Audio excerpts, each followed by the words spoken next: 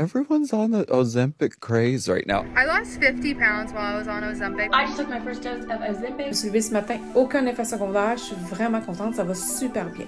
Les témoignages de perte de poids grâce à l'Ozempic cartonnent sur les médias sociaux. Plusieurs médicaments prescrits pour perdre du poids existent, comme le Rybelsus, le Xenical ou encore le Contrave. Mais c'est l'Ozempic qui capte toute l'attention en ce moment. You actually lost a lot of weight. You have Ozempic. Ces campagnes de pub sont partout et certaines personnalités ont admis le prendre pour perdre quelques kilos. Et ça, c'est sans compter la machine à rumeurs qui s'est activée pour d'autres. What housewife isn't on Ozempic? Not one. Mais dans un monde où la pression de la minceur pèse sur tout le monde, on a voulu savoir si c'était possible de se le faire prescrire, peu importe son poids ou encore son état de santé. Je m'en vais dans une clinique publique, essayer de me faire prescrire de l'Ozempic. La clinique privée me propose de me livrer le médicament l'Ozempic à domicile en moins de 24 heures. Le médicament change la vie de certains qui ont tout essayé pour perdre du poids sans succès. Mais comment le milieu médical s'adapte aux demandes des patients et où trace-t-il la ligne? Si, par exemple, quelqu'un vient me voir et rentre dans mon bureau, que je n'ai jamais vu de ma vie, dit « Je veux de l'Ozempic, docteur », il n'y a pas d'Ozempic. Comment aussi les patients qui ont vécu de la grossophobie médicale vivent maintenant avec la possibilité de prendre une injection pour leur faire perdre du poids? J'ai décidé de l'essayer, entre autres, pour me faire sacrer patience de ce côté-là. J'ai pas d'autre façon de le dire. L'Ozempic, c'est l'un des noms commerciaux du sémaglutide et il est approuvé par Santé Canada pour traiter le diabète de type 2. Il fait partie d'une classe de médicaments qui imite l'hormone intestinale GLP-1. C'est elle qui envoie à notre corps un signal de satiété, c'est-à-dire nous dire qu'on n'a plus faim. De plus, le médicament stimule la sécrétion d'insuline, ce qui contribue à réduire le taux de sucre dans le sang. Et tout ça, ça aide les diabétiques de type 2 et par la bande favorise la perte de poids. Il existe une version très semblable à l'Ozempic, mise en marché d'ailleurs par le même fabricant et spécifiquement destinée à la perte de poids, ça s'appelle le Wegovy. Mais ce médicament-là n'est pas encore disponible au pays, même s'il a été approuvé par Santé Canada. En attendant, au Québec, les médecins et les IPS, les infirmiers praticiens spécialisés, vont prescrire l'Ozempic, mais en appliquant les recommandations élaborées pour le Wegovy. C'est-à-dire qu'on va le prescrire aux adultes qui ont un indice de masse corporelle, l'IMC, de 30 ou plus, ou encore à ceux avec un IMC de 27 avec au moins une comorbidité liée au poids, comme l'hypertension. L'IMC, c'est le poids divisé par la taille. D'ailleurs, c'est un calcul qui est critiqué pour son manque de précision, parce qu'un IMC élevé, ça ne veut pas nécessairement dire qu'une personne n'est pas en bonne santé. On a voulu savoir si c'était possible de se le faire prescrire, même sous la barre d'un IMC de 30 et même si on était en parfaite santé. C'est dans ce contexte-là qu'on a sélectionné au début de l'été 3 membres de l'équipe de RAD, Laurence, Mathieu et moi, et on a fait un retour sur notre expérience. Il faut dire aussi que toi, Mathieu, c'était particulier. Laurence et moi, on fait partie d'une catégorie entre le 25 et le 30, donc techniquement, on est dans le spectre de l'embonpoint, et toi, pas du tout. Tu es en bas du 25, puis c'est ça qu'on voulait faire aussi, un peu pousser l'exercice jusqu'à l'absurde. Tu sais, je parlais de mon gras abdominal, mais tu sais, je veux dire, j'ai effectivement un peu de gras sur le ventre. Donc, tu sais, ce que je disais, c'est que j'ai un peu de gras sur l'abdomen, il m'achale, je sais que c'est pas bon pour la santé. Tu sais, c'est vrai, dans le sens où c'est vrai qu'il m'achale un peu. C'est vrai qu'on se fait beaucoup dire le gras abdominal, c'est pas sain, c'est pas bon pour la santé, il y a des risques qui sont associés à ça. Puis toi, Laurence? Ben moi, j'ai raconté mon histoire, qui est la vérité, c'est-à-dire qu'à l'adolescence, j'ai vécu avec les troubles alimentaires. Mon poids a beaucoup fluctué. Les régimes, c'est quelque chose que je connais bien. Mettons, perdre du poids, tu sais, le poids a toujours fait partie de mon histoire. Puis ce que je disais aux médecins, c'est que j'étais préoccupée par mon poids, ce qui est la vérité. Moi, j'avais vraiment envie aussi de voir s'il n'allait pas avoir une grosse différence entre l'accueil chez un médecin dans une pratique publique versus un médecin dans une pratique privée.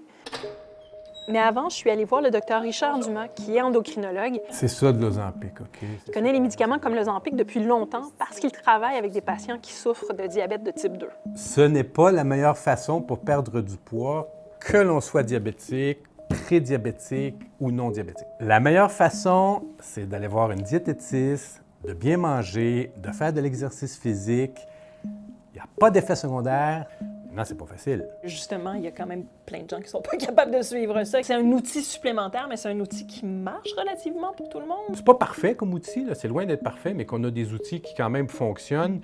Les études sont claires. Non seulement on améliore le contrôle du diabète et on fait perdre du poids à nos diabétiques, mais en plus, on réduit les AVC, on réduit les infarctus, on amène fort probablement une protection des reins également.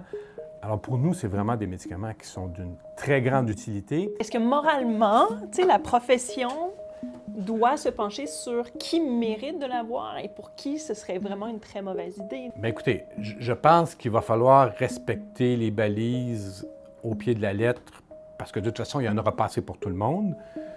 Deuxièmement, il y a quand même des effets secondaires. Je peux avoir des nausées, de la diarrhée, je peux même avoir une inflammation de mon pancréas. On ne prend pas ça à la légère. Ça prend une cohésion là-dedans. Si, par exemple, quelqu'un vient me voir et rentre dans mon bureau, que je n'ai jamais vu de ma vie, dit « Je veux de l'Ozempic, docteur », il n'y a pas d'Ozempic. Vous allez voir une diététiste, vous allez aller au gym, je vais vous donner l'été, puis vous me prouvez que ça ne fonctionne pas. Pas question de donner ça à quelqu'un qui veut perdre quelques kilos avant de partir, je sais pas moi, à Cuba pour rentrer dans son maillot de bain. C'est inacceptable. OK, donc je m'en vais demander à mon médecin de famille de me prescrire de l'Ozempic pour perdre du poids pour des raisons esthétiques. Est-ce que ça va marcher? Personne ne sait. C'est là qu'il faut que je regarde, hein? Personne ne sait. Donc, au public, comment ça s'est passé pour vous? Quand j'ai approché ma médecin de famille avec cette question-là, je suis un peu préoccupée par mon poids, tout ça, elle m'a dit « Tu viens pas me demander de l'Ozempic, j'espère. » Puis j'étais comme « Ben... » C'est un rendez-vous qui a été très long, ça a duré 45 minutes. Elle m'a posé énormément de questions. Elle m'a pesé, mesuré, mais elle avait vraiment pas l'air de penser que c'était une bonne idée en ce qui me concerne. Bien sûr, elle m'a envoyé faire des prises de sang, mais aussi, tu sais, c'est ce qui m'a étonnée, c'est qu'elle m'a demandé, elle m'a comme suggéré peut-être de suivre les régimes à la mode. Mais je sentais que c'était vraiment dans un effort pour me faire changer d'idée, puis peut-être laisser le temps passer, puis que je reconsidère mon idée là, de prendre un médicament pour perdre du poids. Je suis allée à une clinique sans rendez-vous. Moi, ce qui m'a le plus surpris, c'est qu'il m'a même pas demandé mon poids. Il a pas calculé mon IMC, puis un peu comme toi, il a pris vraiment le temps de me poser des questions, en fait. C'était plus, il voulait savoir pourquoi, sans même savoir mon poids, pourquoi je n'étais pas bien, pourquoi je voulais en perdre. Puis après ça, il m'a longuement expliqué qu'il n'allait pas m'en prescrire. Dans ce contexte-là, c'était impossible. La médecin est arrivée, puis je sentais que c'était beaucoup de l'éducation en me disant tout le monde a du gras abdominal. Au public, c'était beaucoup orienté sur des considérations de santé exclusivement. T'sais. Elle me disait, je vous recommande pas de gagner, de prendre du poids, mais je vous recommanderais pas non plus une perte de poids. T'sais. Enchantée, Pascal. Enchanté. René Vitmer est médecin de famille. Des questions sur l'Ozempic, il en reçoit souvent dans son cabinet. Il y a eu un marketing qui a été assez agressif. Les gens voient partout le nom Ozempic et se demandent est-ce que c'est bon pour moi, cette médication-là? Puis est-ce que ça change un peu le rapport que vous avez avec le patient dans ce temps-là? D'une certaine mesure, oui, parce que quand on voit nos patients, ils arrivent souvent avec un symptôme. On conclut un diagnostic et on leur offre un traitement ou des traitements qui sont appropriés. Ça change la dynamique, c'est un peu dans une relation un peu consumériste, des fois, de dire je vais chez mon médecin, je veux tel test ou je veux tel traitement. Je pourrais pas dire que ça m'arrive à tous les jours, mais je dirais que ça m'arrive assez régulièrement pour que ça me frappe comme clinicien. On peut être en surpoids et être en très bonne santé, comme on peut être en sous-poids ou dans l'intervalle de poids dit santé et avoir une très mauvaise santé. Pensez-vous qu'il y a un danger de surprescrire justement un médicament comme l'Ozempic? Moi, je pense que oui. Je pense qu'il y a un risque de glissement très grand, surtout avec une demande très forte de la population, avec un marketing agressif qui est réalisé. Je pense qu'il y a un risque de glissement important où on s'éloigne des indications où la médication peut être bénéfique. Parce que je le redis, c'est pas une mauvaise médication, l'Ozempic, mais je pense que c'est une question de contexte pour qui elle devrait être prescrite qui risque d'y avoir un glissement. Les témoignages positifs d'utilisateurs, d'utilisatrices, surtout d'Ozempic et d'autres médicaments, sont très nombreux. Ça a changé des vies, même si parfois les effets secondaires sont très importants. Mais parmi les témoignages, parfois on comprend aussi que des patients sont ressortis avec une prescription d'Ozempic sans nécessairement le souhaiter, alors que d'autres avenues auraient pu être d'abord envisagées. C'est le cas d'Émilie, une infirmière de 29 ans, qui étudie pour devenir infirmière praticienne spécialisée. Je prenais du poids. Au début, on ne savait pas trop pourquoi. Puis quand même assez rapidement, fait qu'en dedans d'1 an, 2 ans, j'ai pris à peu près 100 livres. J'ai essayé je ne sais pas combien de trucs et tout ça, puis ça marchait pas.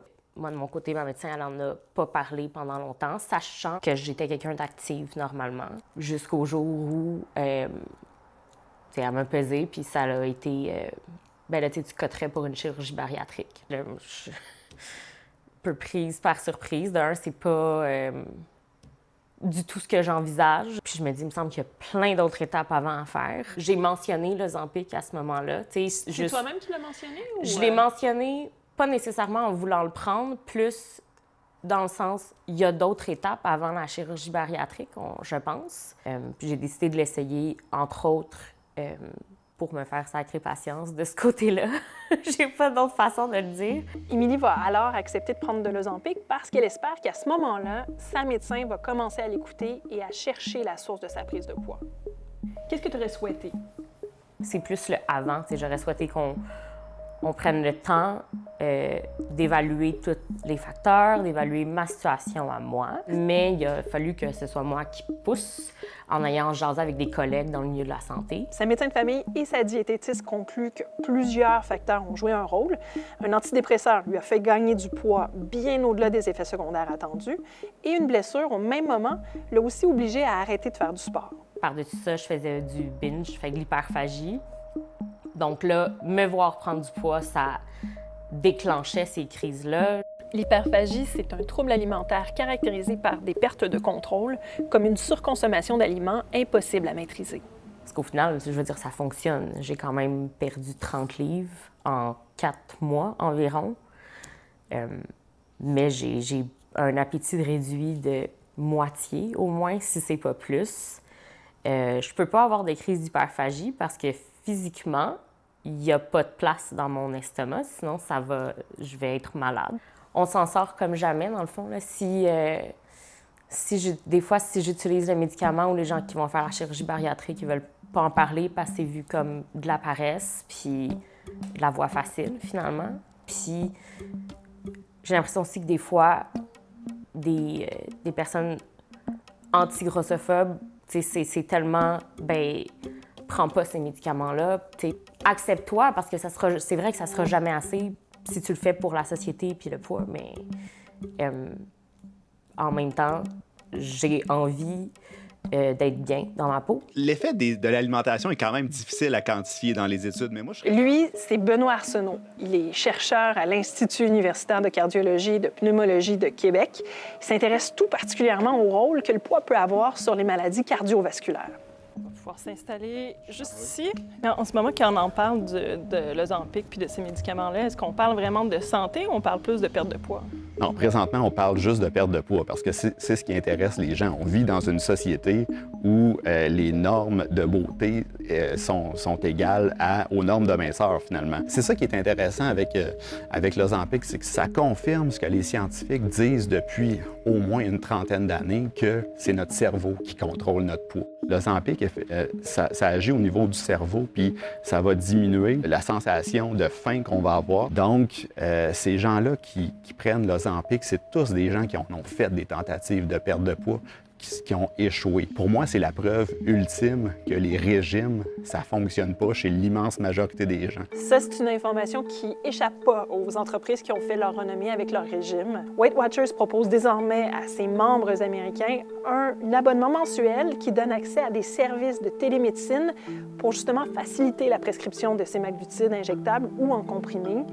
Il y a la plateforme Noom aussi qui a emboîté le pas. Ces services-là, par contre, ne sont pas offerts au Canada.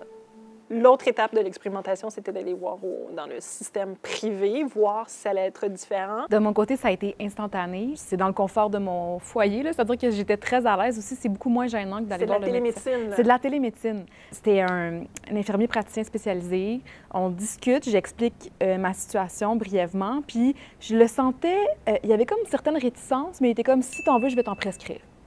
Donc, on m'a bien expliqué que, bon, les pour et les contre de l'Ozempic, tout ça. Puis, 10 minutes après, j'avais une prescription d'Ozempic dans ma boîte courriel. Moi, c'est un médecin à qui je parlais. Il m'a dit, quoi, vous avez un 10 livres à perdre. Puis, franchement, une médication comme l'Ozempic, c'est pas nécessaire. Dans mon cas, par contre, il m'a dit, je pourrais vous prescrire quelque chose. Il m'a dit, pas de l'Ozempic, mais du Saxenda, qui est une autre injection. Et après ça, on m'a quand même bien expliqué le fait que je pouvais reprendre ce poids-là. On m'a demandé une prise de sang avant de m'envoyer la prescription, mais pas pour décider si j'allais l'avoir ou pas, plus pour voir s'il n'y avait pas une maladie ou un problème qui serait une contre-indication. Donc, c'était plus une vérification. J'ai fait un autre test avec un médecin de médecine familiale, aussi en télémédecine. Il m'a dit lui aussi que j'en avais pas vraiment besoin. Il voulait toutefois me voir en personne juste pour s'assurer qu'il n'y avait pas de soucis de physique, mais j'avais quand même la promesse de pouvoir avoir cette prescription d'Ozempic-là. Le truc qui m'a surpris un peu troublée, c'est qu'il m'a dit, quand vous allez aller à la pharmacie chercher votre prescription d'Ozempic, si on vous pose une question sur votre poids, comme vous êtes sous l'IMC 30, il faudrait mentir sur votre poids. Puis Au pharmacien. Au pharmacien, oui. Toi, Mathieu, tu as fait aussi 2 cliniques privées. Oui, ça n'a pas été un franc succès. La première m'a dit non, c'est pas pour vous, ça va vous faire maigrir de partout, vous allez avoir l'Ozempic Face, fait que ça va vous creuser les joues, c'est pas une bonne idée. Elle m'a suggéré le co-sculpting, donc ça brûle des cellules graisseuses par le froid. Ça se donne en clinique privée d'esthétisme. La deuxième clinique m'a quand même donné de la documentation. Tu sais, j'ai posé des questions, puis elle disait, je suis pas certain, tu sais, je suis loin d'être certain que c'est une bonne idée. Elle dit, donc, tu le prendrais pour possiblement avoir peut-être de légers bénéfices, mais en même temps, il y a une contrepartie, là, tu sais, il y a des risques, il y a des effets secondaires. Donc, elle m'a dit, lisez cette documentation-là, puis on s'en reparle. C'était pas un non catégorique, mais on était loin d'un oui, là. On a demandé au Collège des médecins de réagir. Bon, dans un premier temps, on nous a dit que c'était impossible de spécifiquement commenter ces situations-là sans avoir reçu une demande d'enquête. Mais on nous a dit que nos expériences semblaient contrevenir à certains devoirs déontologiques, notamment parce qu'un médecin ne doit fournir un soin ou émettre une ordonnance que si ceux-ci sont médicalement nécessaires, et aussi qu'inciter le patient à mentir à un pharmacien contrevient aussi au code, car le médecin ne doit pas, à l'égard de quiconque est en relation avec lui dans l'exercice de sa profession, le dénigrer, abuser de sa confiance, l'induire volontairement en erreur, surprendre sa bonne foi ou utiliser des procédés déloyaux. Qu'est-ce que vous retenez, en fait, de votre expérience? En faisant l'expérimentation, j'espérais que le système de santé allait mettre des balais justement pour que les gens un peu fragiles comme moi puissent pas juste aller chez le médecin puis obtenir une prescription pour un médicament pour perdre du poids. Puis je pense qu'il faut vraiment le dire aussi, on n'a pas fait 45 cliniques privées avant d'avoir, toi puis moi, c'est au contraire, à chaque clinique privée qu'on a essayé, on est reparti, toi et moi, avec une prescription, pas toi, Mathieu. En fait, ce que je retiens surtout, c'est qu'au privé, les considérations esthétiques étaient considérées puis validées. Puis au public, c'était vraiment exclu, là. C'était vraiment santé. Est-ce que ça vient un peu contaminer le système public de gens qui veulent quelque chose? En tout cas, une chose est sûre, je pense qu'on voit que le fait que les gens payent pour les soins vient dénaturer un peu la relation, puis on se sent un peu obligé que si le client le demande, on doit lui prescrire ou on doit lui donner ce que la personne demande. Puis je pense que malheureusement, le fait que ce soit aussi facilement accessible va façonner les attentes des patients. Ils vont dire « Oui, mais je connais une telle personne qui est allée au privé, on y a prescrit. » Et ça va façonner comment les médecins vont prescrire en se disant « Bien, si moi je ne le prescris pas, ils vont trouver une façon de s'en faire prescrire de toute façon ailleurs. » Donc je pense que l'impact est plus grand qu'on peut croire. Comme tout en médecine, il y a des zones grises. Et des fois, c'est correct de dire « C'est pas clair, on va faire un essai, c'est raisonnable de procéder ainsi. » Il y a des zones où, clairement, on devrait se dire « Non, je ne prescrirai pas le médicament ou le test dans telle circonstance et je vais bien l'expliquer, je vais le faire avec humanisme. » Mais vraiment, je pense qu'on devrait réfléchir à bien encadrer l'usage de ce genre de médicaments-là. Merci infiniment. Plaisir.